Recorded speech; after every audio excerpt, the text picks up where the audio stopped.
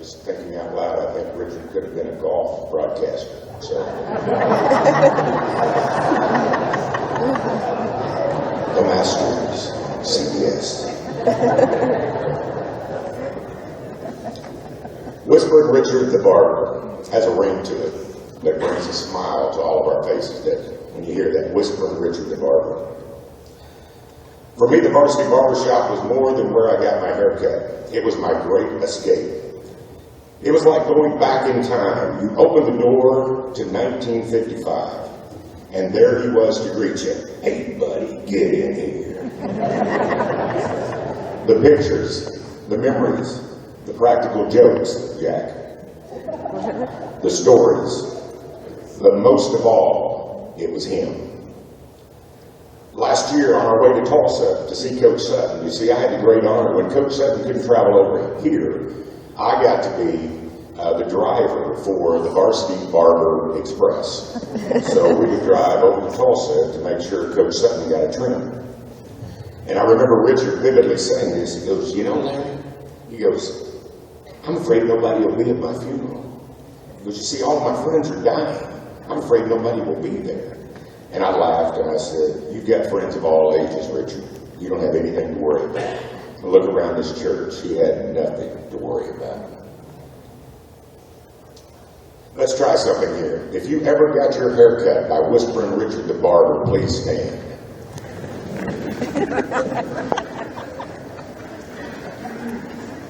How about that? And like me, I bet you chairs. Every one of those haircuts. Ryan Cameron, stand up.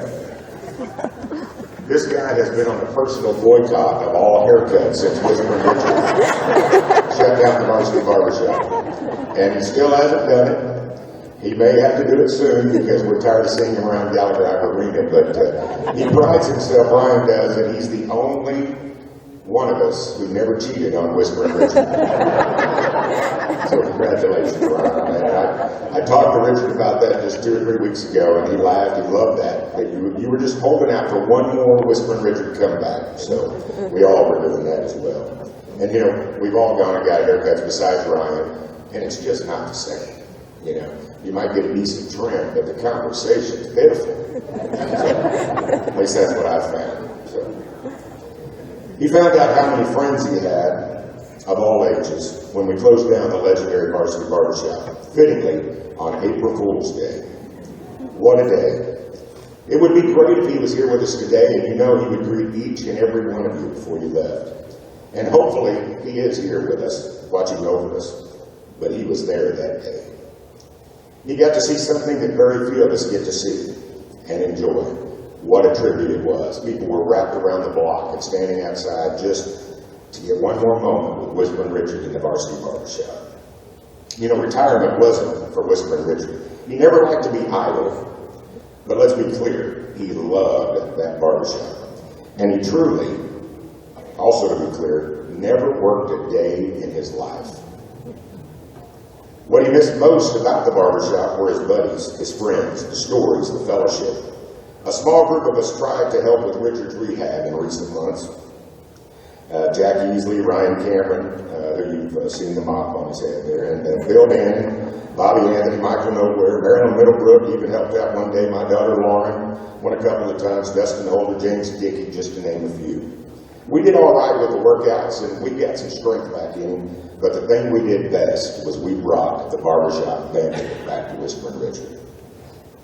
There's a song called American Pie, and I personally believe it's the greatest song ever written, even though it is about the day the music died, right? We could discuss Buddy Holly, Richie Valens, the Big Popper, or even how Waylon gave up his seat on that fateful flight. That's the kind of discussion we had all the time at the Varsity Barbershop. But there's a line in that song, the three men I admire most, the Father, the Son, and the Holy Ghost. Well, for me, here on earth, it's my father, my barber, and the coach.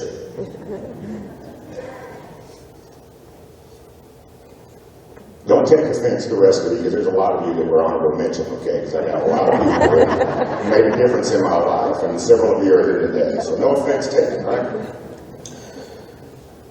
My father, my barber, and the coach.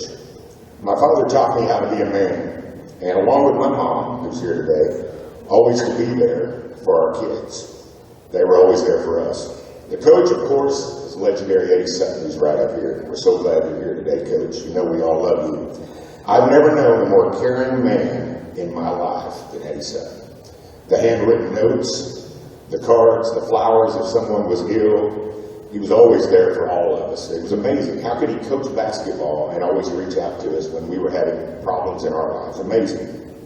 Even when my daughter Lauren was born, toddler Nikes came in the mail, or showed up somehow. I can't remember how. We still have them. We put them in ceramic. We keep them forever. Coach signed them. So just one of the most thoughtful people I've ever known in my life. And the leadership you showed us when we lost the 10 coach. We know how much pressure that put on you, but you put us all on your shoulders and got us through that. Let's give Eddie Sutton a round of applause.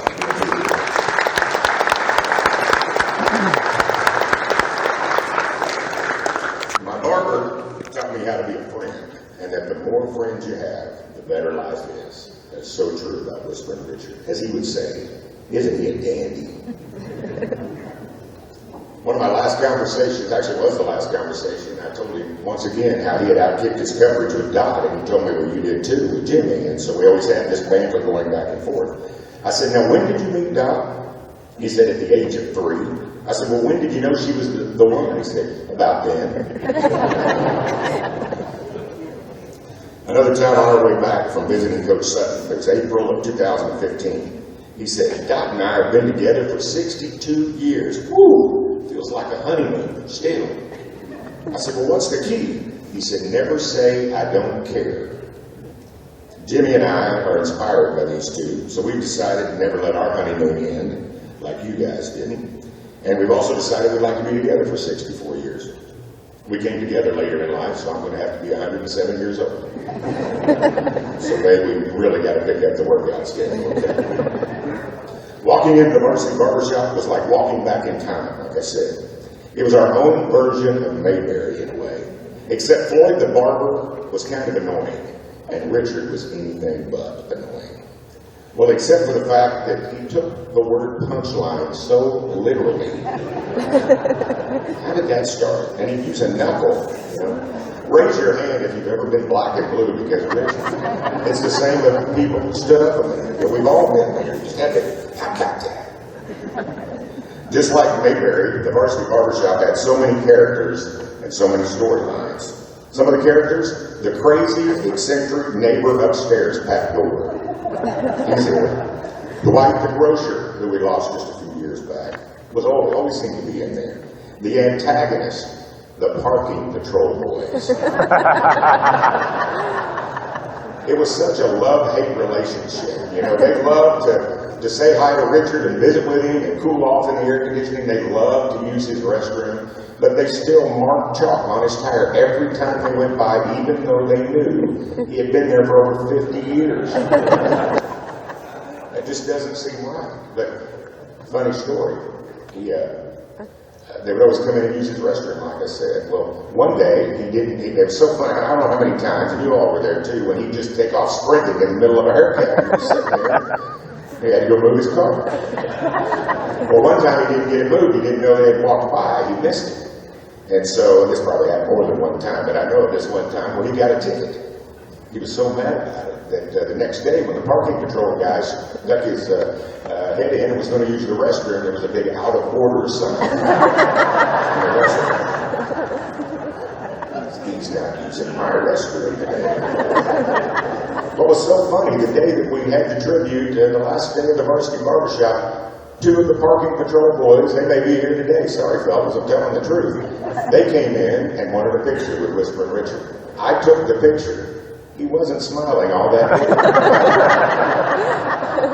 There were also the good guys, the firemen across the street. I can't even fathom how many meals those guys fed him. When they would cook a meal, they would run one over to Whisperin Richard, because just like firefighting, barbering is important. You can't leave the chair, so they had to bring him some food. There were also the customers, of course, or as Richard called them, or called us, his friends. What a bunch of characters. And one that I always loved to run into when I came into the barbershop was Little Joe. Now, one time I was in there and Little Joe was bantering back and forth with Richard, and he said, you know what? I'm dating a younger woman. Little Joe was 90 at the time. He said, I'm about to end it. And we're like, why would you end it? He goes, I'm tired of crawling out the window at 5 a.m. every morning. So Richard looks at me and goes, crazy, you know, just crazy. Joe stopped coming for health reasons, so one day I was in there and Richard and I decided we would give him a call at home. I said, hey Joe, Richard's down here talking bad about you. Joe, without missing a beat, said, he's forgotten all the good stuff. Richard says, isn't he a dandy?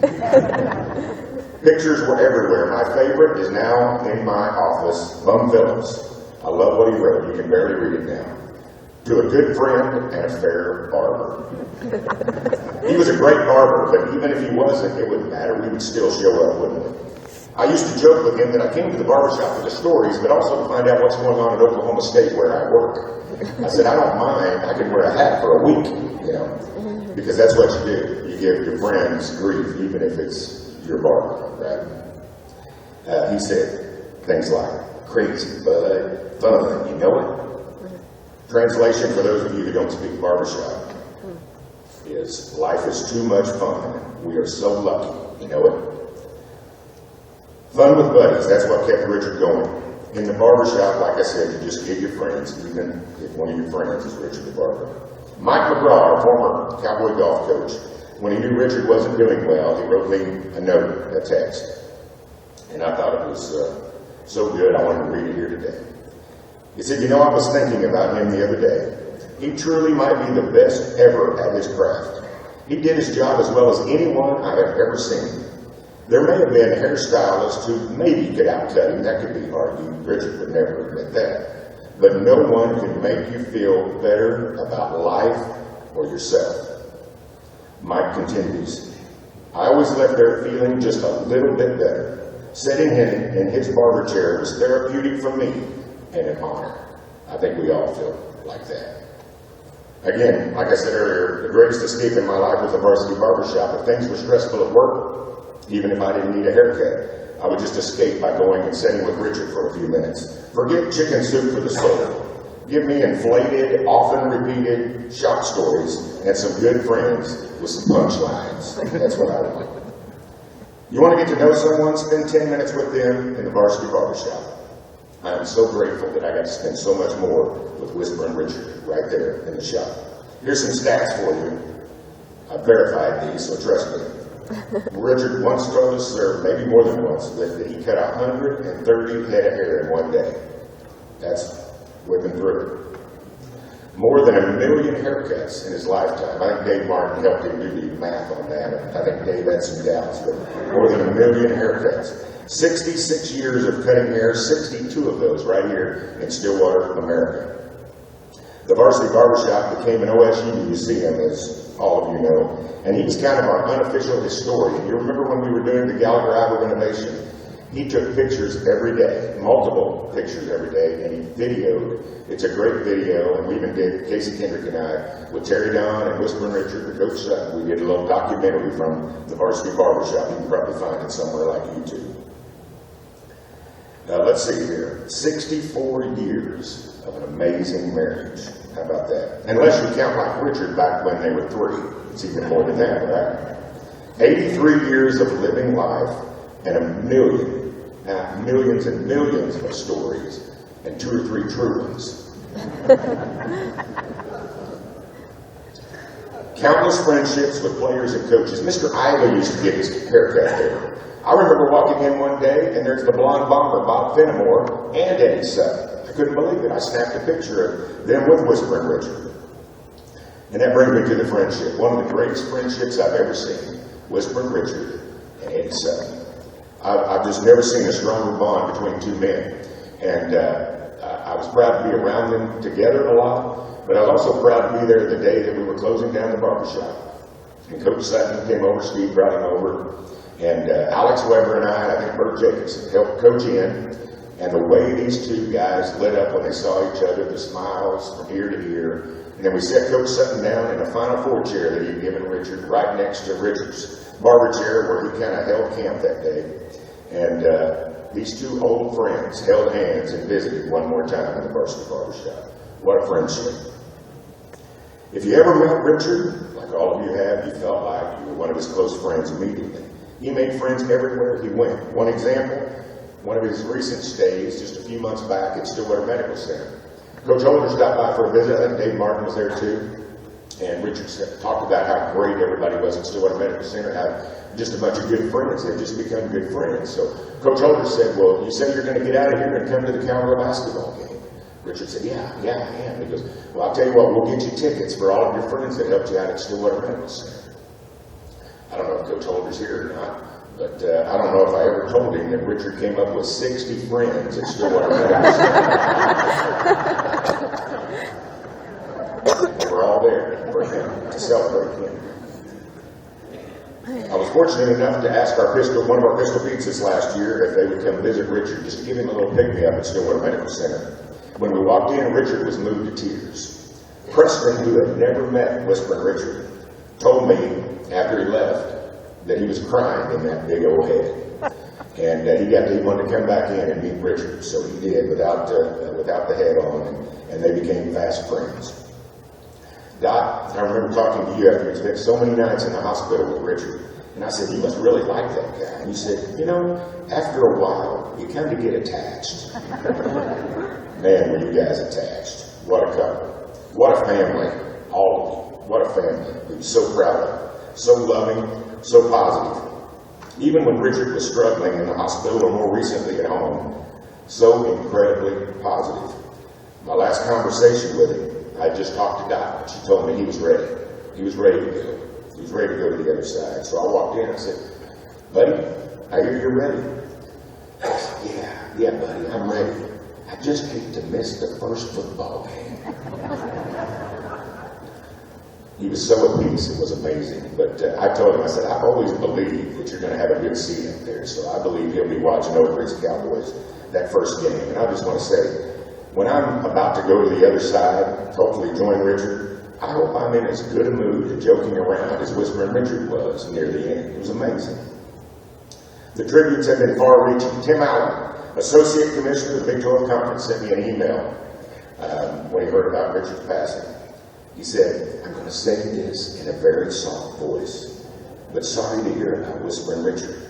Bet you St. Peter will let him in, provided he can hear what he's saying.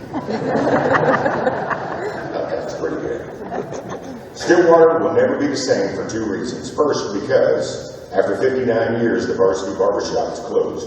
But it will always be open in our minds, our memories, and our hearts. And Richard will always be there to greet us. Hey, bud, get in here. Secondly, because Whisperin Richard left his imprint on cowboy country and on all of us. He made Stillwater and Oklahoma State a better place, and he left a bunch of good old buddies with a lot of great memories and bruised arms. Isn't he a dandy? A jewel. A friend, a good buddy, the most popular barber in history, a family man, a godly man, an amazing storyteller, a fan, a great OSU Cowboy. Those of us who knew him will never be the same, not because he's gone, but because of the life he lived. My life is better because he was in it. I love my barber, my buddy.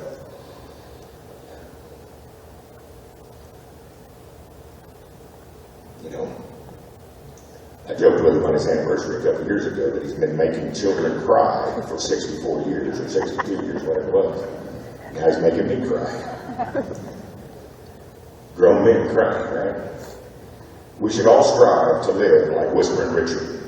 His life was remarkable, and he will forever be a Stillwater legend.